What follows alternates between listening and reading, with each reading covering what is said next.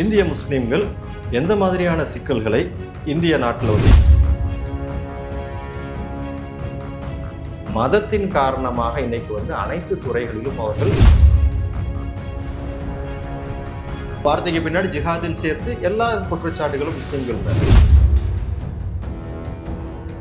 நீதிமன்றமும் இந்த பாஜகவோட இந்துத்துவ அரசியலை பார்த்து அவங்களும் ஒரு பயத்தில் இருக்கிறாங்க. சட்டம் வந்து வருகின்றது என்று சொன்னால் முதலில் அதனுடைய இலக்கு முஸ்லீம்களாக இருப்பார்கள். சிஏ எதிர்த்து வந்து பேசின ஒரே காரணத்திற்காக மார்ஜினலைஸ்ட்லாம் இல்லை, இன்னைக்கு வந்து சபால்டன். இன்னைக்கு முஸ்லீம்கள் முஸ்லீம் அப்பீஸ்மெண்ட் என்று சொல்லக்கூடிய முத்திரை நம் மீது குத்தப்படுமோ அப்படிங்கிற அந்த பயத்திலே இந்தியாவுடைய மதச்சார்பின்மையின் மீதான ஒரு தாக்குதல் ஒட்டுமொத்த இந்திய தேசத்தை நோக்கி வரக்கூடிய பிரச்சனை. தொடர்ந்து அரசியல் படிப்போம், பேசுவோம், விவாதிப்போம். மறக்காம நம்ம சேனல் நியூஸ் ஃபோக்கஸ் தமிழை சப்ஸ்கிரைப் பண்ணி இணைந்திருங்கள்.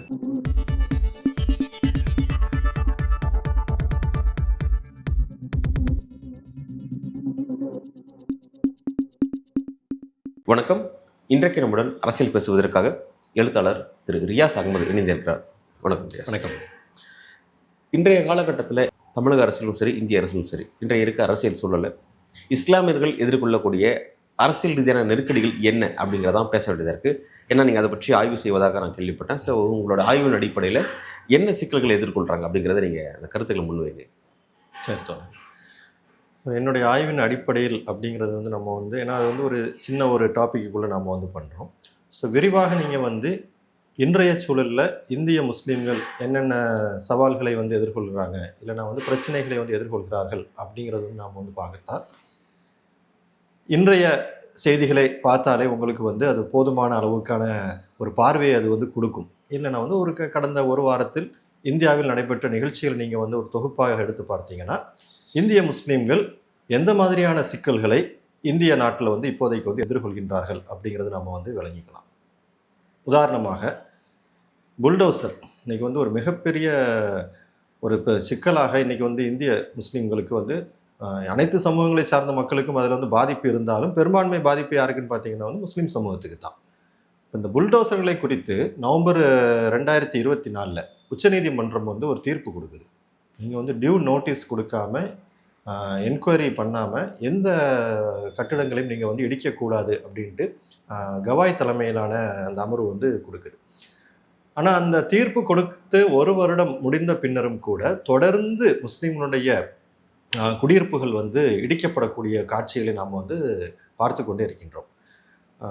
ஏப்ரல் மே போன வருஷம் மாதங்களில் குஜராத்தில் வந்து அகமதாபாத் முனிசிபல் கார்பரேஷனுக்கு உட்பட்ட லிமிட்டில் கிட்டத்தட்ட 12,000 முஸ்லீம் வீடுகள் வந்து இடிக்கப்பட்டிருக்கு. என்னென்னா வந்து ஒரே ரீசன், அவங்க வந்து இல்லீகல் ஸ்ட்ரக்சர்ஸ் அப்படின்னு சொல்லி ஒரு வார்த்தையில் வந்து ரெண்டாவது காரணம் இவங்க எல்லாமே வந்து வங்கதேசத்திலிருந்து வந்த சட்டவிரோத குடியேறிகள். இந்த ரெண்டுக்குமே வந்து எந்த ஆதாரமும் கிடையாது. வெறுமன குற்றச்சாட்டின் அடிப்படையில் அவருடைய வீடுகள் வந்து இடிக்கப்பட்டது. ஏறத்தாழ இன்னைக்கு 8-9 மாதங்கள் ஆயிடுச்சு. இதுவரைக்கும் அந்த குடும்பத்தினருக்கு வந்து மாற்று ஏற்பாடுகள் எதுவும் வந்து செய்யப்படலை. அதற்கு பிறகு பார்த்தோம்னு சொன்னால் அஸ்ஸாமில் ஒரு 5000 வீடுகள் வந்து இடிக்கப்பட்டது. அப்போ ஆயிரக்கணக்கில் இன்னைக்கு வந்து முஸ்லீம்களுடைய வீடுகள் வந்து இடிக்கப்பட்டு அவர்கள் வந்து நடுத்தெருவுக்கு வந்து இன்னைக்கு வந்து இழுத்து வரப்பட்டு நிறுத்தப்பட்டிருக்கக்கூடிய ஒரு காட்சி ஒரு புறம். இன்னொரு பக்கம் நாள்தோறும் நடைபெறக்கூடிய லிஞ்சிங், கும்பல் தாக்குதல்கள் இல்லைன்னா கும்பல் படுகொலைகள். இது 2014 நரேந்திர மோடி தலைமையிலான அந்த முதலாவது அரசாங்கம் ஆட்சி அமைத்த சில தினங்களில் மகாராஷ்டிராவில் இருக்கக்கூடிய புனே நகரத்தில் வந்து ஒரு முஸ்லீம் ஐடியில் வேலை செய்யக்கூடிய முஹ்சின் ஷேக் என்று சொல்லக்கூடிய ஒரு நபர் வந்து படுகொலை செய்யப்பட்டார். அப்போ வந்து இந்துத்துவவாதிகள் வந்து அவர்களுக்கு மத்தியில் அந்த செய்தியை வந்து எப்படி பகிர்ந்தாங்கன்னு சொன்னால் முதல் விக்கெட் வீழ்ந்து விட்டது அப்படின்னு சொல்லி அவங்க வந்து அந்த செய்தியை வந்து பெறாங்க. அன்னையிலிருந்து இன்னைக்கு வரைக்கும் ஏராளமான முஸ்லீம்கள் அவருடைய வீடுகளில், வேலை பார்க்கக்கூடிய இடங்களில், ட்ரெயின்களில், கல்லூரிகளில் இப்படின்னு சொல்லி எந்தெந்த இடங்களிலெல்லாம் முஸ்லீம்கள் வந்து தாக்கப்படுவதற்கான வாய்ப்புகள் இருக்கின்றதோ அனைத்து இடங்களிலும் இன்னைக்கு வந்து முஸ்லீம்கள் வந்து வெவ்வேறு காரணங்களின் அடிப்படையில், அது மிக முக்கியமாக என்னென்னா வந்து மாட்டிறைச்சி சாப்பிட்டாங்க. முதல்ல என்ன சொன்னாங்கன்னா மாட்டிறைத்து சாப்பிட்டார்கள், அதற்கு பிறகு வந்து மாட்டிறைச்சி வைத்திருந்தார்கள், அதற்கு பிறகு நிலைமை எப்படி மோசமாக ஆயிடுச்சுன்னா இவன் மாட்டிறைச்சி சாப்பிடுவான் என்ற ஒரு சந்தேகத்தின் அடிப்படையில் Futuristic-ஆ யோசிச்சு. ஃபியூச்சர் இதை வச்சுக்கிட்டு என்னது நாங்கள் வந்து இவரை வந்து அடித்து கொலை செய்தோம். ஏராளமான குற்றச்சாட்டுகள் இன்னைக்கு முஸ்லீம் சமூகத்துக்கு லவ் ஜிஹாத், யூபிஎஸ்சி ஜிஹாத், ஹாக்கர் ஜிஹாத், லேண்ட் ஜிஹாத், பாப்புலேஷன் ஜிஹாத், ஒரு வார்த்தைக்கு பின்னாடி ஜிஹாதுன்னு சேர்த்து எல்லா குற்றச்சாட்டுகளும் முஸ்லீம்கள் மேலே. இன்றைக்கி இப்போதைக்கு மும்பையில் மாநகராட்சிக்கான தேர்தல்கள் இன்றைக்கி வந்து நடந்துகிட்ருக்குது. அப்போ மும்பை தேர்தல்களை ஏறத்தாழ 15 வருடங்களாக வந்து கவர் பண்ணக்கூடிய பத்திரிகையாளர்கள் வந்து என்ன பதிவிடுறாங்கன்னா, இந்த எலெக்ஷனில் உள்ள மாதிரியான ஒரு வெளிப்படையான ஒரு வெறுப்பு பிரச்சாரத்தை நாங்கள் வந்து மாநகராட்சி தேர்தல்களில் மும்பையில் இதுவரைக்கும் பார்த்ததே கிடையாது. ஒரு பிஜேபி தலைவர் என்ன சொல்கிறாருன்னா, மும்பையின் மேயராக ஒரு கானை வருவதற்கு நாங்கள் அனுமதிக்க மாட்டோம்.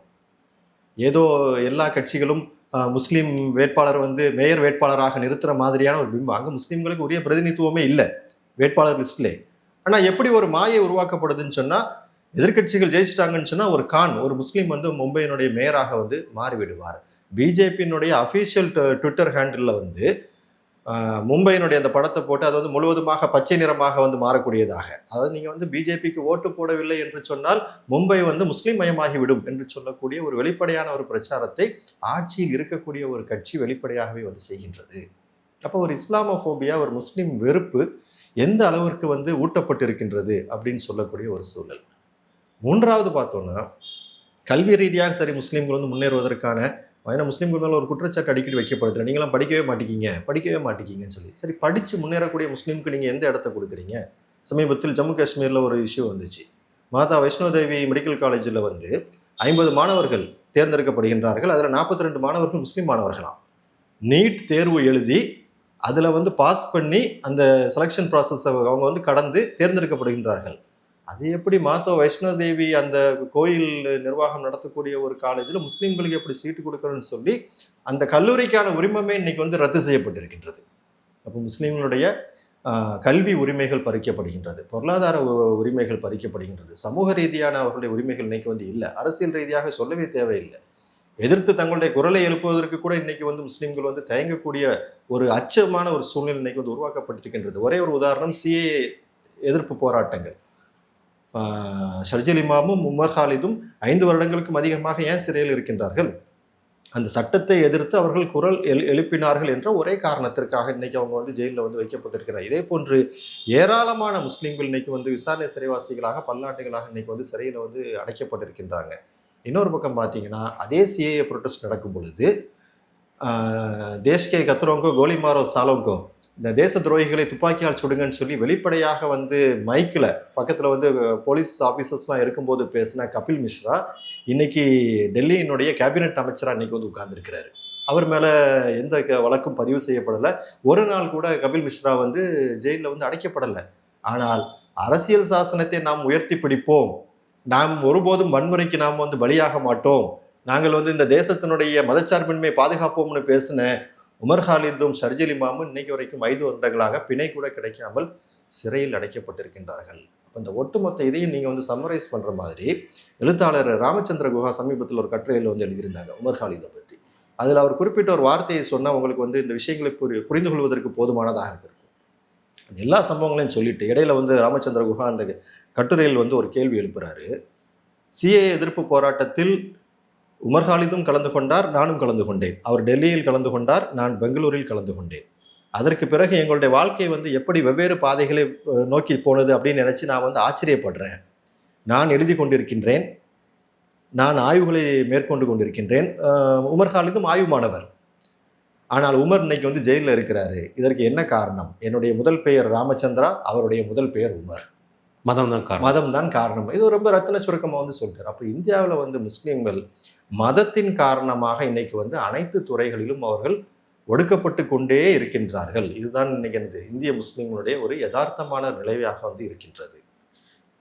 இன்றைய சூழலில் வந்து பாஜக இந்தியாவுடைய சென்ட்ரலிஸ்ட் பார்ட்டியாக மத்திய அரசு அவங்க மாறுறதுக்கு பிறகு இஸ்லாமியர்கள் 2ஆம் தர குடிமக்களாக நடத்தப்படுறாங்க அப்படின்ற விமர்சனங்கள் பொது வழியில் முன்வைக்கப்பட்டு இருக்கு. அது வந்து நீங்கள் பார்க்குற அடிப்படையில் நீங்கள் அது உண்மைதான் நம்புறீங்களா? 2ஆம் தர குடிமக்களாக தான் நடத்தப்படுறாங்க லிட்டரலாக அப்படிதான் அப்படின்றத அவ்வளவு நீங்கள் பார்க்குறீங்களா, இல்லை அது அங்கொன்று இங்கொன்று அப்படின்னு பார்க்குறீங்களா? இல்லை, எனக்கு அதில் மாற்று கருத்து இருக்குது. நான் 2ஆம் தர குடிமக்கள்லாம் சொல்ல மாட்டேன். அது பிஜேபியே சொல்ல மாட்டாங்களே.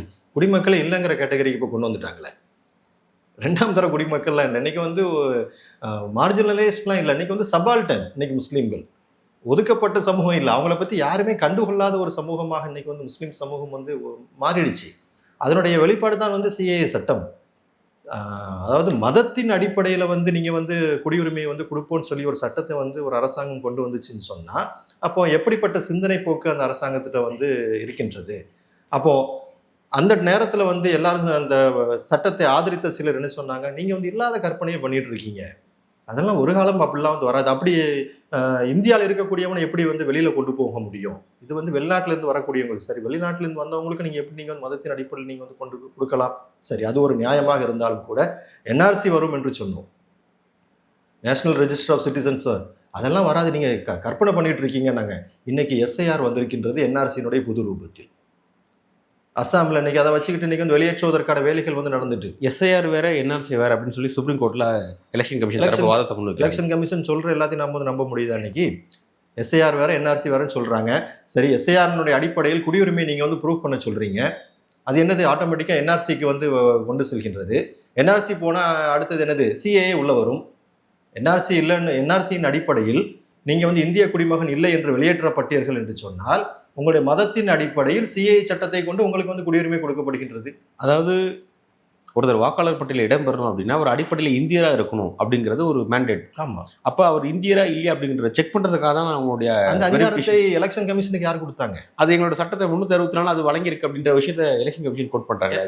அதாவது ஒரு குடியுரிமையை வந்து நீங்க வந்து ப்ரூஃப் பண்ண வேண்டிய ஒரு கடமையோ இது அதை செய்ய வேண்டிய வேலையோ வந்து எலெக்ஷன் கமிஷனுடைய வேலையே கிடையாது.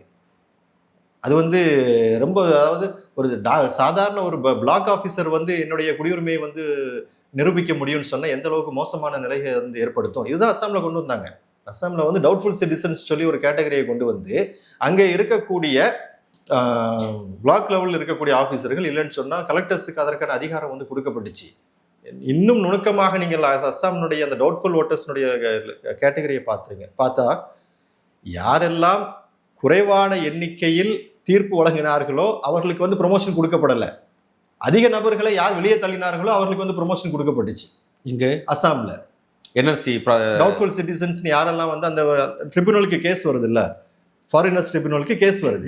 ஃபாரினர் ட்ரிபியூனல்ல வந்து விசாரணை நடக்கின்றது. இல்லை, இவர் வந்து இந்திய குடிமகன் தான் அப்படின்னு தீர்ப்பு கொடுக்குறாங்க. யாரெல்லாம் அப்படி தீர்ப்பு கொடுத்தார்களோ அவர்களுக்கு உரிய ப்ரொமோஷன் இல்லை. யார் அதிகமான நபர்களை இவர் வந்து இந்தியர் அல்ல அப்படின்னு சொல்லி வெளியே தள்ளினார்களோ அவர்களுக்கு ப்ரொமோஷன் கொடுக்கப்பட்டுச்சு. அப்போ ஒரு ஆஃபீஸர் வந்து என்ன செய்வாங்க?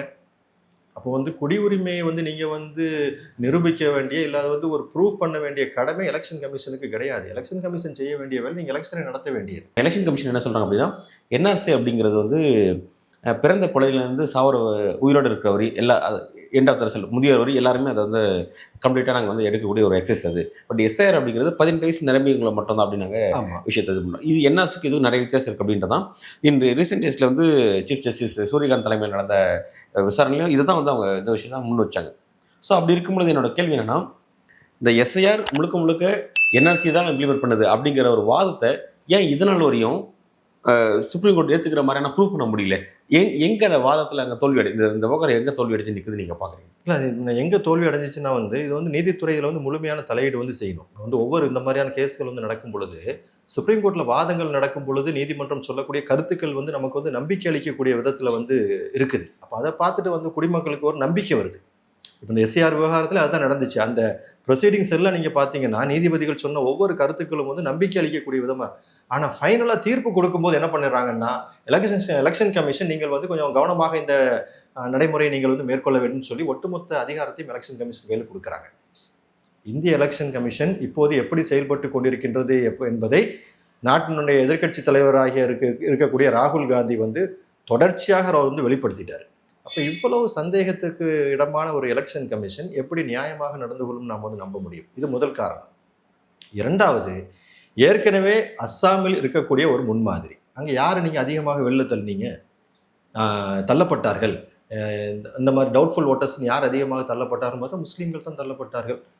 ரொம்ப மோசமான நிலைமைகள்லாம் நடந்துச்சுல. அதாவது சந்தேகத்தின் அடிப்படையில் வந்து இருக்கும்பொழுதே அந்த நபரை வந்து பிடிச்சிட்டு போய் வங்கதேச எல்லையில் போய் விட்டுட்டு வந்துடுறாங்க. அதற்கு பிறகு நீதிமன்றம் தலையிட்டு இல்லை நீங்கள் அப்படி பண்ணக்கூடாது, அவர் வந்து இந்திய குடிமகன் சொல்லி திரும்ப கூப்பிட்டு வர்றாங்க. ஆனால் இது வந்து எக்ஸப்ஷனல் கேசஸ். ஒரு 10 கேஸ்ல ஒரு கேஸ் இந்த மாதிரி நடக்குது, மிச்சம் 9 பேருடைய நிலைமை. இஸ்லாமியர்கள் இந்தியாவோட சிட்டிசன்ஸ் தான், அதில் மாற்று கருத்து இல்லை. ஆனால் அவங்கள இந்த நாட்டோட சிட்டிசன்ஸ் இல்லை அப்படின்ற மாதிரியான ஒரு முயற்சியை அரசியல் ரீதியாக செய்கிறாங்க அப்படின்ற ஒரு விமர்சனம் முன்வைக்கப்படுது. அப்படி இருக்கும்போது அதை தடுப்பதற்கு இங்கே சிஸ்டமே இல்லையா அப்படின்றது தான் என் கேள்வி. அது எப்படி வந்து அந்த விஷயத்தை அவங்களால எக்ஸிக்யூட் பண்ணுறாங்க, அந்த விஷயத்தை அதை தடுக்க முடியாது, எப்படி நம்ம வந்து நிராகரிக்கப்பட்ட நபராக மாறுறோம், அது எப்படி நடக்குது அப்படின்றது. சிஸ்டம்லாம் இருக்குதான் சரி, எப்படி வந்து மற்ற விஷயங்களை வந்து இன்னைக்கு வந்து எதிர்கொள்ள முடியாத ஒரு நிலையில் இன்னைக்கு வந்து எதிர்க்கட்சிகள் இருக்கின்றார்கள். எதிர்க்கட்சிகள் இதை வந்து முன்னெடுத்து செல்லணும், இந்த மாதிரி விவகாரங்கள் எல்லாத்தையும். ஆனால் எதிர்க்கட்சிகள் வந்து சில அடையாள அறிக்கைகள், அடையாள போராட்டங்களோடு தங்களுடைய கடமைகளை வந்து சுருக்கிக் கொள்கின்றார்கள். இதை எதிர்த்து முஸ்லிம்கள் வந்து தங்களுடைய கருத்துக்களை உயர்த்தும் பொழுது என்ன ஆகுதுன்னா வந்து அதிகமான ஷர்ஜில் இமாம்களும் உமர் ஹாலிதுகளும் வந்து உருவாக்கப்படுகின்றார்கள்.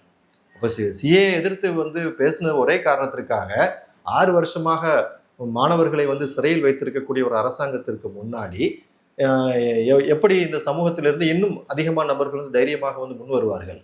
அப்போ யார் செய்யணும்னு அந்த வேலையை எதிர்க்கட்சிகள் இந்த பணியை வந்து செய்யணும். இந்தியாவினுடைய மதச்சார்பின்மையை உயர்த்தி பிடிக்கக்கூடியவர்கள் இந்த வேலையை வந்து செய்யணும். இந்தியா என்று சொல்லக்கூடிய கருத்தாக்கத்தை வந்து பாதுகாக்கக்கூடிய எண்ணம் உள்ள ஒவ்வொருத்தரும் என்ன செய்யணும், இது வந்து இந்த வேலை. இது வந்து வெறுமனே முஸ்லிம்களை நோக்கி வரக்கூடிய தோட்டா கிடையாது. இப்போது முஸ்லிம்கள் குறிவைக்கப்படுகின்றார்கள். ஒவ்வொரு தடவையும் வந்து நாம் வந்து சொல்லக்கூடியது தான், ஒரு சட்டம் வந்து வருகின்றது என்று சொன்னால் முதலில் அதனுடைய இலக்கு முஸ்லிம்களாக இருப்பார்கள். அடுத்து இந்த இலக்கை மாறிய பிறகு அடுத்த இலக்கை நோக்கி அது வந்து திருப்பப்படும். இல்லை, யாரை நோக்கி அந்த இலக்கு அப்படிங்கிறது? அடுத்து தலித்துகள் வருவார்கள். ஓகே, இன்னைக்கு மாட்டிறைச்சி வைச்சான்னு சொல்லி முதலில் அடிப்பட்டது முஸ்லிம்கள். இப்போ யார் அடிச்சிட்டு இருக்கிறார்கள்? தலித்துகளை அடித்துக் கொண்டிருக்கின்றார்கள். வழிபாட்டு உரிமை முதலில் வந்து மறுக்கப்பட்டது முஸ்லிம்கள். இப்போ யாருக்கு நடந்துட்டு இருக்குது? கிறிஸ்தவர்களுக்கு நடந்து கொண்டிருக்கின்றது. கிறிஸ்துமஸ் கொண்டாட்டங்களை கூட அவர்களால் வந்து நிம்மதியாக செய்ய முடியாத ஒரு நிலைமை பல மாநிலங்களில் வந்து இருந்தது நாம் வந்து பார்க்குறோம். அப்போ இன்னைக்கு பிரச்சனை ஒன்று வரும் பொழுது அது யாரோ குறிப்பிட்ட ஒரு சாராருக்கான ஒரு பிரச்சனை அப்படின்னு நாம வந்து சுருக்கி பார்க்காமல் இது ஒட்டுமொத்த இந்திய தேசத்தை நோக்கி வரக்கூடிய பிரச்சனை அப்படிங்கிற அந்த சிந்தனை வந்தால்தான் இவர்களுடைய இந்த அராஜகத்தை நம்மால் வந்து தடுத்து நிறுத்த முடியும். இதில் நீதிமன்றங்கள் இன்னும் ஆக்கப்பூர்வமான செயல்பாடுகள். நான் முதல்ல என்னுடைய இதில் ஒரு ஸ்பீச் சொல்லும்போது சொன்னேன், 2024 நவம்பர் மாதம் நீதிமன்றம் ஒரு தீர்ப்பு கொடுக்குது புல்டோசரை குறித்து. அதற்கு பிறகு நடந்துகிட்டே இருக்குது. அப்போ இதை எதிர்த்து நீதிமன்றம் என்ன செஞ்சிச்சு? ஒரு கண்டெம்ட் ஆஃப் கோர்ட்டாவது நீங்கள் வந்து மற்றதுக்கெல்லாம் வந்து கண்டெம்ட் ஆஃப் கோர்ட் பேசுகிறாங்க தானே. திருப்பரங்குன்றம் கேஸில் பார்க்குறேன் தானே, எந்த அளவுக்கு கலெக்டரை கூப்பிட்டு பேசுகிறாங்க, காவல்துறை அதிகாரிகளை கூப்பிட்டு வந்து கோர்ட்டில் நிறுத்துறாங்க. இதெல்லாம் வந்து செய்ய முடிஞ்ச நீதிமன்றம் புல்டோசரை குறித்து நாள்தோறும் நடந்து கொண்டிருக்கின்றது. உச்சநீதிமன்ற தீர்ப்பு இருக்கின்றது. தீர்ப்புக்கு மாற்றமாக வந்து நடக்கும் பொழுது ஏன் வந்து உச்சநீதிமன்றம் தானாக முன் வந்து இந்த விஷயங்களை வந்து கையில் வந்து எடுக்கக்கூடாது? அப்போ இந்தியாவில் வந்து எல்லா சிஸ்டமும் இருக்கின்றது. அதனால நீதிமன்றமும் இந்த பாஜகவோட இந்துத்துவ அரசியலை பார்த்து அவங்களும் ஒரு பயத்தில் இருக்கிறாங்க. அப்படிதான் நான் பார்க்க வேண்டியிருக்குது. இப்போ இந்தியாவினுடைய ஒவ்வொரு இன்ஸ்டியூட்டும் வந்து அவர்களுடைய அந்த வேலைகளை, அவருடைய கடமைகளை வந்து முறையாக செய்தாலே வந்து இந்துத்துவத்தினுடைய செயல்பாடுகளை நம்மளால் வந்து தடுத்து நிறுத்த முடியும். இது எல்லாத்தையும் வந்து விட்டுட்டு ஒட்டுமொத்த சுமையும் தூக்கி நீங்கள் வந்து முஸ்லீம் சமூகத்துக்கு மேலே நீங்கள் போட்டிங்கன்னு சொன்னால் நிச்சயமாக அந்த சமூகத்தால் இதை வந்து செய்ய முடியும். அதை புரிஞ்சுக்க முடியுது. இப்போ இந்த மாதிரியான ஒரு பதட்டமான ஒரு சூழல் இருக்கிற இந்த காலகட்டத்தில் எதிர்க்கட்சிகளோட ரோல் என்னவா இருக்குது? எதிர்க்கட்சிகள்கிட்ட நீங்கள் எதிர்பார்க்குறது என்னவா இருக்குது? அவங்களுடைய பர்ஃபார்மன்ஸ் பெட்டராக இருக்கா, இல்லை அவங்க எப்படி செயல்படுறாங்க அப்படின்னு பார்க்குறீங்க? எப்படி பெட்டராக இருக்குதுன்னு எப்படி சொல்ல முடியும்? அவங்க களத்திலே இல்லைன்னு தான் நான் சொல்கிறேன். வெறுமனை வந்து நீங்கள் வந்து அறிக்கைகள் கொடுப்பதனால் மட்டும் இந்த நாட்டை வந்து காப்பாற்ற முடியாது. பிரச்சனை நடக்கும் பொழுது வீதிக்கு வந்து நின்னால்தான், ஒரு வீரியமான போராட்டங்களை எடுத்தால்தான் அந்த பிரச்சனை ஒரு முடிவுக்கு வருமே தவிர வெறுமன ஸ்டாட்டிஸ்டிக்ஸ் ரிப்போர்ட் கொடுக்கறதுனாலையோ 2 ப்ரெஸ் மீட் நடத்துறதுனாலே அந்த பிரச்சனை வந்து முடியாது. அந்த ஓட்சோரி விவகாரத்தை நீங்கள் எடுத்துக்கொள்ளுங்கள். நான் டைரக்டாக முஸ்லீம் ராகுல் காந்தி பேசினாங்க. அதற்கு பிறகு என்ன நடந்துச்சு? பேசிட்டு ராகுல் காந்தி யூரோப் போயிட்டார். ஃபீல்டு என்ன ஒர்க் பண்ணி? ஓகே, புரிஞ்சுக்கிட்டேன். இப்போ எனக்கு என்ன கேட்குறேன்னா, இப்போ இஸ்லாமியர்கள் அவங்களுடைய வாக்கு வங்கி அப்படிங்கிறது, அந்த இஸ்லாமிய மக்கள் தொகை அப்படிங்கிறது இந்தியாவில் இருக்க எல்லா மாநிலங்களிலும் பரவி இருக்காங்க, எல்லா இடத்துலையும் இருக்காங்க. அப்போ அப்படி இருக்கும்போது எல்லா இடங்களையும் அவங்களுக்கான வாக்கு வங்கி கரெக்டாகவே இருக்குது. தேர்தலை வெற்றி பெறணும் அப்படின்னா அவங்களோட வாக்கு வங்கி தேவை. பாஜக கம்ப்ளீட்டாக அவங்க வேண்டாம் அப்படின்ற முடிவு பண்ணிட்டு தான் நகராங்க. பட் எதிர்க்கட்சிகளுக்கு அவங்க கட்டாயமாக தேவைப்படுறாங்க. அப்படி இருக்கும்போது மற்ற ஆல் ஓவர் இந்தியா அளவில் நான் கேட்குறேன், ஒவ்வொரு ஸ்டேட்லையும் ரீஜன் பார்ட்டிஸ் இருக்குது, நேஷனல் லெவலில் பார்ட்டிஸ், காங்கிரஸ் இருக்குது, இதெல்லாம் விஷயம் இருக்குது. எவ்வளோ பேரும் இஸ்லாமியில் பாதுகாக்கிறதுக்கான ஒரு ஒரு ஒரு ப்ரொட்டஸ்ட்டை முன்னெடுக்கிறதோ, இல்லை அவங்களுக்கான ஒரு பொலிட்டிக்கல் நடவடிக்கை முன்னெடுப்பதற்கோ அவங்களுக்கு என்ன தயக்கம் இருக்குது? எதிர்க்கட்சிகள்கிட்ட என்ன சிக்கல் இருக்குது? ஏன் வந்து ஃப்ரண்ட் ஃபேஸ்க்கு வர மாட்டாங்க? பிஜேபி RSS செட் பண்ண நரேட்டிவ்க்கு இவர்கள் பலியாகி விட்டார்கள். சிம்பிளா எங்கே முஸ்லீம்களுடைய விவகாரங்களை கையில் எடுத்தால் மைனாரிட்டி அப்பீஸ்மெண்ட், இல்லை வந்து வெளிப்படையாக சொல்வதாக இருந்தால் முஸ்லீம் அப்பீஸ்மெண்ட் என்று சொல்லக்கூடிய முத்திரை நம் மீது குத்தப்படுமோ அப்படிங்கிற அந்த பயத்திலே வந்து என்ன செய்கிறாங்கன்னா வந்து எதிர்க்கட்சிகள் யாரும் இன்னைக்கு இந்த விஷயத்தை வந்து கையில் எடுப்பது தயாரில்லை. நீங்கள் சொன்னீங்க முஸ்லீம்களுடைய ஓட்டு வந்து ஸ்கேட்டர்டாக இருக்குது, முஸ்லீம்களுடைய ஓட்டு வேணும். பிஜேபி முஸ்லீம் ஓட்டு வேண்டான்னு முடிவுக்கு வந்துடுச்சு. எதிர்க்கட்சிகளுக்கு முஸ்லீம்களுடைய ஓட்ஸ் இன்னைக்கு வந்து ஃப்ரீ ஓட். பிஜேபியை விட்டு அவங்களுக்கு வேறு வழி இல்லை, நாங்கள் தான் இருக்கிறோம் என்று காங்கிரஸும் மாநில கட்சிகளும் இன்னைக்கு வந்து ஒரு முடிவுக்கு வந்துட்டு, பிஜேபியை பொறுத்த வரைக்கும் முஸ்லீம்களே தேவையில்லை, எதிர்க்கட்சிகளை பொறுத்தவரை எங்களை விட்டால் உங்களுக்கு வேறு வழி இல்லை. அப்போ இன்னைக்கு வந்து ஒரு முஸ்லீம் ஓட் பேங்க் அப்படிங்கிற அந்த ஒரு கான்செப்டே இல்லைங்கிறது தான் என்னுடைய கருத்து. அப்படிலாம் எதுவுமே இல்லை. அது வந்து either it's neglected odd or a free odd. இந்த 2 கேட்டகரியில் தான் அது வந்து இருக்குது. ஒரே ஒரு சம்பவத்தை நான் உதாரணமாக சொல்கிறேன். பாபரி பள்ளிவாசலுடைய தீர்ப்பு வந்துச்சு. அதற்கு பிறகு வந்து கியான்வாபி பள்ளிவாசலை அவர்கள் வந்து கையில் எடுத்தார்கள். அது குறித்த பிரச்சனை வந்து நடந்துட்டு இருக்கும் பொழுது நாடாளுமன்றத்தினுடைய வளாகத்தில் அதை கண்டித்து கையில் பதாகையை ஏந்தி நாடாளுமன்ற எம்பிக்கள் ஒரு போராட்டத்தை நடத்தினார்கள்.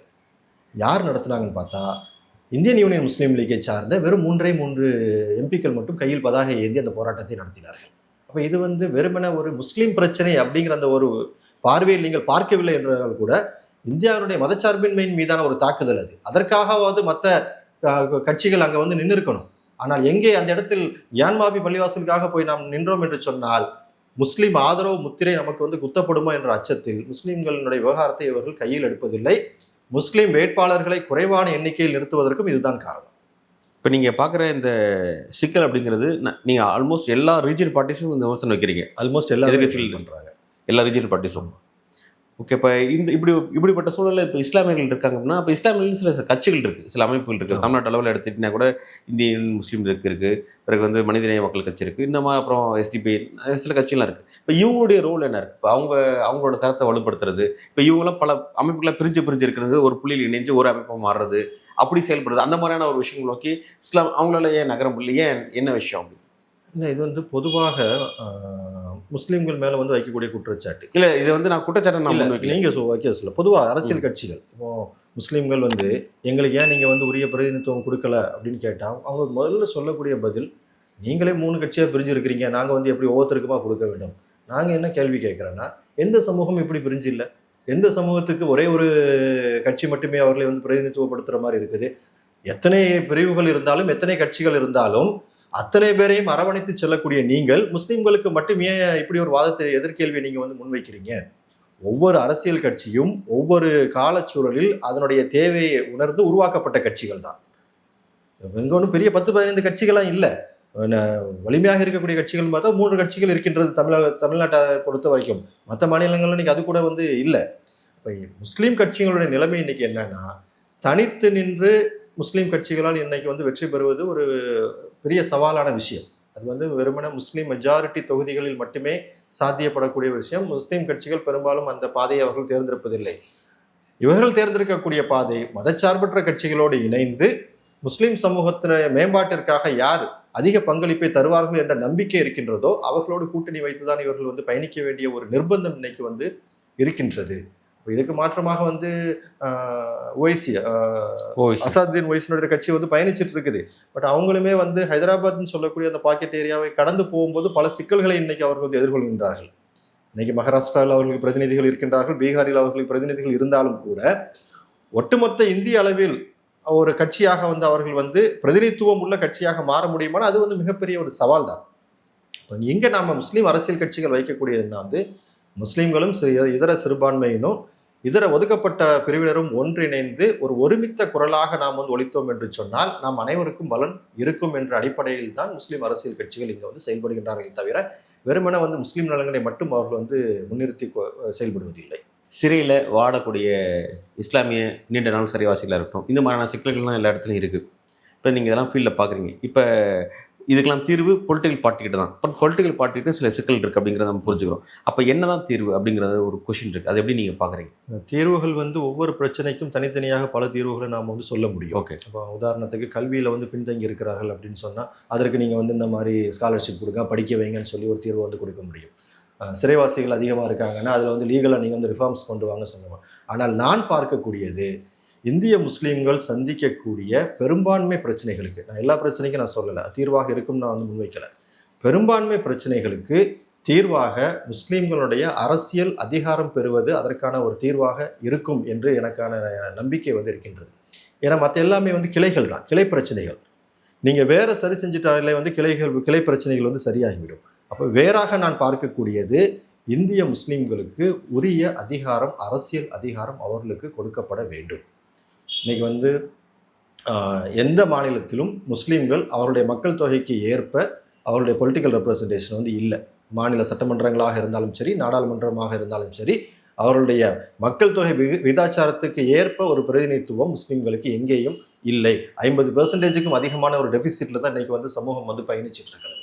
அப்போ இந்த விஷயத்தை கையில் எடுத்து அரசியல் கட்சிகள் சரி செய்ய வேண்டும். இதற்கு வந்து பொலிட்டிக்கல் ரெப்ரசன்டேஷன் கொடுக்கிறது நிறைய வழி இருக்குது. நீங்கள் வந்து தேர்தல் முறையை மாற்றுறது அதெல்லாம் வந்து நீண்டகால திட்டத்தில் உள்ளது. உடனடியாக உங்களால் செய்ய முடியாது, அரசியல் கட்சிகளால் செய்ய முடிந்தது, நீங்கள் நிறுத்தக்கூடிய வேட்பாளர்களில் முஸ்லீம் வேட்பாளர்களையும் சேர்த்து நீங்கள் நிறுத்த வேண்டும். அவருடைய மக்கள் தொகை விகிதாச்சாரத்துக்கு ஏற்ப முஸ்லீம் வேட்பாளர்களை இங்கே இருக்கக்கூடிய அனைத்து அரசியல் கட்சிகளும், ஏன்னா சமூக நீதி பேசக்கூடிய கட்சிகள், எல்லாரும் முன்னேற வேண்டும் என்று ஒரு இன்க்ளூசிவ் இந்தியாவை பேசக்கூடிய கட்சிகள், அந்த இன்க்ளூசிவ் இந்தியாவில் இந்திய முஸ்லீம்களும் இருக்கின்றார்கள் என்பதை உணர்ந்து அவர்களுடைய மக்கள் தொகை விகிதாச்சாரத்திற்கு ஏற்ப உங்களுடைய வேட்பாளர் பட்டியலில் நீங்கள் முஸ்லீம்களுக்கு இடம் கொடுத்து அவர்களை வெற்றி பெற வைக்க வேண்டியது உங்களுடைய கடமை. இதை செய்தோம் என்று சொன்னால் இந்திய முஸ்லீம் சமூகம் சந்திக்கக்கூடிய பெரும்பான்மை பிரச்சனைகள் ஒரு தீர்வுக்கு வரும் என்ற நம்பிக்கை வந்து இருக்கின்றது. இப்போ நீங்கள் சொல்கிறத வச்சு பார்க்கும்பொழுது இஸ்லாமியர்களுக்கு பல சிக்கல்கள் இருக்குது அப்படின்னு புரிஞ்சுக்க வேண்டியதாக இருக்குது. இப்போ இஸ்லாமியர்களுடைய பிரச்சனை அப்படிங்கிறது, இஸ்லாமியர்களுக்கும் தனியாக ஒரு பேண்டமிக் இஷ்யூ இருக்குது, ஒரு அவங்களுக்குன்னு ஒரு மிகப்பெரிய ஒரு நெருக்கடி காலகட்டமாக இருக்குது. அப்போ அந்த நெருக்கடியை வந்து கவர்மெண்ட் அஃபிஷியலாக அனௌன்ஸ் பண்ணி அவங்கள ப்ரொடெக்ட் பண்ணுறதுக்கு ஏற்ற மாதிரி தனியாக சட்டங்களை வகுக்கிறதா இருக்கட்டும். அதாவது இப்போ தேர்தல் காலகட்டத்தில் ஒடுக்கப்பட்ட சமூகங்கள் இருக்கக்கூடிய இடத்துல வந்து ரிசர்வேஷன் தொகுதிகள் இருக்குது. அந்த மாதிரி இஸ்லாமியர்களுக்குன்னு சொல்லி தனிப்பட்ட அவங்க பாதிக்கப்பட்டிருக்காங்கிறத கருதி அவங்களுக்குன்னு சொல்லி பொலிட்டிக்கலான அங்கீகாரம் கிடைப்பதற்கான தனி சட்டமன்ற தொகுதி, தனி நாடாளுமன்ற தொகுதியில் ஏற்படுத்த வேண்டிய விஷயம் ஏற்படுத்துறது மூலமாக அவங்களுக்கான ரெப்ரஸன்டேட்டிவ் அங்கே தான் உருவாகுவாங்க. அதன் மூலமாக வந்து நாடாளுமன்றத்தையும் சட்டமன்றத்தையும் அவங்களோட குரல் எழுப்பதற்கான ஒரு வாய்ப்பு இருக்கும். ஆனால் அதில் வந்து ஒரு நீண்ட நடைமுறை. வந்து ரிசர்வேஷன் நீங்கள் வந்து இருக்கக்கூடிய சீட்டில் கொடுக்கணும்னு சொன்னால் அது பெரிய நடைமுறை. அதற்கு வந்து நீங்கள் அறிவித்த உடனே நீதிமன்றத்தில் போய் நிற்பாங்க, நீதிமன்றம் அதற்கு ஒரு இடைக்கால தடை கொடுக்கும். நான் வந்து அதுக்குள்ளெல்லாம் போக வரல. உங்களால் செய்ய முடிந்த மிக எளிதான காரியம், நீங்கள் நிறுத்தக்கூடிய வேட்பாளர் பட்டியலில் முஸ்லீம்களையும் சேர்த்து நிறுத்துங்கள். இதுக்கு வந்து உங்களுக்கு யாரும் தடை போட போகிறது வந்து கிடையாது. இதோடு சேர்த்து நீங்கள் சொல்கிற விஷயத்தில் இன்னொன்று இருக்குது. இன்றைக்கி வந்து இந்தியாவில் வந்து எஸ்சிக்களுக்கு வந்து ரிசர்வ் தொகுதி இருக்கின்றது, எஸ்டி பழங்குடியினருக்கு வந்து ரிசர்வ் தொகுதி இருக்கின்றது. எஸ்சிக்கான ரிசர்வ் தொகுதிகளில் முஸ்லீம்களால் இன்னைக்கு வந்து போட்டியிட முடியாது. ஏன்னா எஸ்சி அந்தஸ்து இன்னைக்கு வந்து இந்துக்களுக்கும் பௌத்தர்களுக்கும் சீக்கியர்களுக்கு மட்டும்தான் வந்து கொடுக்கப்பட்டிருக்கு. முஸ்லீம்களுக்கும் கொடுக்கப்படவில்லை, கிறிஸ்தவர்களுக்கும் கொடுக்கப்படவில்லை. முஸ்லீம்களுடைய கோரிக்கை என்னன்னா, முஸ்லீம் கிறிஸ்தவ சமூகத்தில் இருக்கக்கூடிய தாழ்த்தப்பட்ட சமூகங்களையும் நீங்கள் வந்து என்ன செய்யணும், அங்கீகரித்து அவர்களையும் வந்து எஸ்சி கேட்டகரியில் சேர்த்தீங்கன்னு சொன்னா அந்த சீட்டுகளை பெற முடியும். இன்னைக்கு வந்து கிட்டத்தட்ட இல்லை, இப்போ முஸ்லீம்களை பொறுத்த வரைக்கும் ஷியா சன்னி பிரிவு தானே இருக்குது தவிர மற்றபடி இதில் இருக்க மாதிரி இப்போ பறையர், அருந்ததியர், மற்ற வன்னியர், இந்த மாதிரியான எல்லா கேட்டகரியும் முஸ்லீம்லையும் இருக்காது. இந்த மாதிரியான வேற பேர்கள் இருக்குது, லெப்பைன் இருக்குது, மரைக்காயர்ன்னு இருக்குது. பெரும்பாலும் தமிழ்நாட்டில் இருக்கக்கூடியது லெப்பை மரைக்காரு சொல்லக்கூடிய கேட்டகரி இருக்கிறாங்க. தக்கனி முஸ்லீம்கள், இந்த உருது பின்புலமாக கொண்ட தக்கனி முஸ்லீம்கள் வந்து சொல்லுவாங்க. இவர்கள் எல்லாருமே வந்து பெரும்பாலும் ஓபிசி கேட்டகரியில் வந்து வரக்கூடியது தான். எஸ்சி கேட்டகரியில் உள்ளவர் இப்போ வந்து உதாரணத்துக்கு எஸ்சி சமூகத்தை சார்ந்த ஒரு நபர் மதம் மாறினார்னு சொன்னார், இஸ்லாத்திற்கோ கிறிஸ்தவத்துக்கோ அவர் வந்து மதம் மாறினார்னு சொன்னார், அவருடைய எஸ்சி தகுதிகள் அனைத்தும் வந்து பறிக்கப்படுகின்றது. மதம் மாறிட்டார்னு சொன்னால் நீங்கள் தான் அந்த மதத்துக்கு போயிட்டீங்களா, இனிமேல் நீங்கள் வந்து எஸ்சி கிடையாதுன்னு சொல்லி அவருடைய உரிமை வந்து எல்லா ரைட்ஸும் அவருக்கு வந்து பறிக்கப்படுகின்றது. அதனாலே வந்து மதம் மாறுவதற்கு நீங்கள் வந்து யோசிக்கின்றார்கள். அது ஒரு பக்கம். மதம் மாறினாலும் இவர்கள் அவருடைய அடையாளத்தை வெளிப்படுத்த முடியாமல் வாழ்ந்து கொண்டிருக்கின்றார்கள். இந்த சிக்கல்கள் எல்லாம் எங்களுக்கு வந்து வேண்டாம். மதம் மாறினார்னு சொன்னால் இந்துவாக இருக்கும் பொழுது அவர் என்ன சலுகைகளை அனுபவித்தாரோ, கிறிஸ்தவராக மாறினாலோ முஸ்லீமாக மாறினாலோ அதே சலுகைகள் அவருக்கு வந்து கொடுக்கத்தான் செய்யணும். ஏன்னா சீக்கிய சமூகத்திலும் கொடுத்துருக்கிறோம், பௌத்த சமூகத்துக்கும் கொடுத்துருக்கிறோம். முஸ்லீம்களையும் கிறிஸ்தவர்களையும் அதில் வந்து இணைக்கிறதுல வந்து பெரிய சிக்கல் வந்து இருக்காது. இதையும் இந்தியாவுடைய அரசியல் கட்சிகள் வந்து செய்தார்கள் என்று சொன்னால் பிரதிநிதித்துவம் இன்னும் அதிகமாவதற்கான வாய்ப்புகள் வந்து இருக்கின்றது. ரொம்ப ஒரு அழகான ஒரு பாய்வு முன் வச்சுங்க. இன்றைக்கி இஸ்லாமியர்களுக்கு என்ன தேவை இருக்குது, அந்த தேவைகளை இன்றைக்கி இருக்கக்கூடிய அரசியல் கட்சிகள் எப்படி எடுத்து செய்யணும் அப்படிங்கிற ஒரு விஷயத்தை முன் வச்சுங்க. என்னோடய ஃபைனல் கொஸ்டின் என்னென்னா வந்து, இப்போ தமிழ்நாட்டில் இருக்கக்கூடிய ஒரு மதச்சார்பற்ற முற்போக்கு கூட்டணி அப்படின்ற மாதிரி இங்கே திமுக உள்ளிட்ட கூட்டணி இருக்குது. இந்த கூட்டணி இவங்க எப்படி செயல்படுறாங்க அப்படின்னு பார்க்குறீங்க? மற்ற ஸ்டேட்டில் என்ன இந்தியாவில் எப்படி இருக்குன்னு நீங்கள் சொன்னீங்க, தமிழ்நாட்டில் இந்த இஷ்யூஸ் எப்படி இருக்குன்னு நீங்கள் பார்க்குறீங்க? ஒப்பீட்டளவில் மற்ற மாநிலங்களை விட தமிழ்நாடு வந்து மிக மோசமான நிலைமையெல்லாம் வந்து இல்லை. ஓகே, ஒரு யூபி மாதிரியோ இல்லைனா வந்து குஜராத் மாதிரியோ இல்லை இப்போ ராஜஸ்தான் மாதிரியோ அஸ்ஸாம் மாதிரியோ தமிழ்நாட்டை வந்து ஒப்பிடக்கூடிய ஒரு நிலைமை இங்கே நமக்கு வந்து இல்லை. இங்கே ஆட்சியில் இருந்த திராவிட கட்சிகள் வந்து அந்த அளவுக்கு ஒரு பாரபட்சத்தோடு வந்து முஸ்லீம் சமூகத்தை வந்து அணுகவில்லை. சில விவகாரங்கள் இருக்கின்றது. உதாரணத்துக்கு சிறைவாசிகளுடைய விவகாரமாக இருக்கட்டும், இல்லைனா இப்போ சமீபமாக சில வருடங்களாக அதிகரித்து இருக்கக்கூடிய பிரச்சனை, வெளியில் அதிகம் பேசப்படாத ஒரு பிரச்சனையாக நாம் பார்க்கக்கூடியது அதிகரித்து வரும் யுஏபிஏ விசாரணை சிறைவாசிகளுடைய எண்ணிக்கை தமிழ்நாட்டில் வந்து ரொம்ப அதிகரிச்சுக்கிட்டே போகுது. குறிப்பாக முஸ்லீம் சமூகத்தில் அந்த எண்ணிக்கை வந்து அதிகரிச்சுக்கிட்டே வந்து இருக்கின்றது. அது வந்து முறையாக வந்து அட்ரஸ் பண்ணப்படலை. முஸ்லீம்களுக்காக கொடுக்கப்பட்டிருக்கூடிய ரிசர்வேஷன் 3.5% ரிசர்வேஷன் கொடுத்து ஏறத்தாழ 20 வருஷங்கள் ஆயிடுச்சு. அப்போ 20 வருஷம் ஆயிடுச்சுன்னா அதை குறித்து ஒரு வெள்ளை அறிக்கை அரசாங்கம் சமர்ப்பிக்க வேண்டும்னு சொல்லி முஸ்லீம் கட்சிகளும் அமைப்புகளும் நீண்ட காலமாக கோரிக்கையை வைத்துக் கொண்டே இருக்கின்றார்கள்.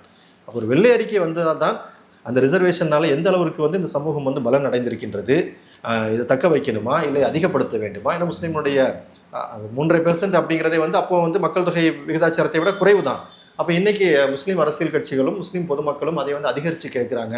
அதை குறித்த ஒரு கரிசனை இந்த அரசாங்கத்துக்கு வந்து இருக்க வேண்டும். அவங்களுடைய வழிபாட்டு ரீதியாக இன்னைக்கு வந்து வழிபாடு செய்வதற்கு தடை நேரடியாக இல்லாவிட்டாலும் கூட புதிதாக வழிபாட்டு நிறுவனங்களை வந்து அமைப்பதிலும் புனர் நிர்மாணம் செய்வதிலும் பல தடைகளை வந்து இன்னும் சொல்வதாக இருந்தால் வேறு மாநிலங்களில் இல்லாத அளவிற்கான தடை வந்து தமிழ்நாட்டில் இன்னைக்கு வந்து நீண்ட காலமாக வந்து தொடர்ந்து கொண்டே இருக்கின்றது. இதை வந்து இங்கே இருக்கக்கூடிய கட்சிகள் வந்து திராவிட கட்சிகள் வந்து கவனத்தில் கொள்ள வேண்டும். முஸ்லீமுடைய சமூக பொருளாதார நிலையை வந்து இன்னும் மேம்படுத்துவதற்கான முயற்சிகள், நல்ல முயற்சிகள் வந்து எடுத்திருக்கின்றார்கள். இன்னும் அதிகமான முயற்சிகளை எடுத்து எல்லாரும் அந்த சமூக நீதி அப்படின்னு சொல்லக்கூடிய அந்த யார்ட் ஸ்டிக்கில் வந்து முஸ்லீம்களையும் உள்ளடக்கி ஒரு ஒன்றிணைந்த ஒரு வளர்ச்சியில் வந்து சமூகத்தையும் வந்து இணைத்து செல்ல வேண்டும் என்ற கோரிக்கைகளும் இந்த முஸ்லீம் சமூகத்துக்கு வந்து இருக்கின்றது. தமிழகத்தில் இருக்கக்கூடிய பிரதான திராவிட கட்சிகள் மற்ற கட்சிகளும் இதை கவனத்தில் கொண்டு அவர்கள் செயல்படுவார்கள் என்ற நம்பிக்கையும் சமூகத்துக்கு வந்து இருக்கின்றது. நல்லது, ஒரு விரிவான உரையாடல். உண்மையிலே இஸ்லாமிய பிரச்சனைகள் வரும் நாட்களில் அரசியல் கட்சிகளால் எப்படி கையாளப்பட போகுது அப்படிங்கிறத பொறுத்திருந்து பார்க்கலாம். நன்றி.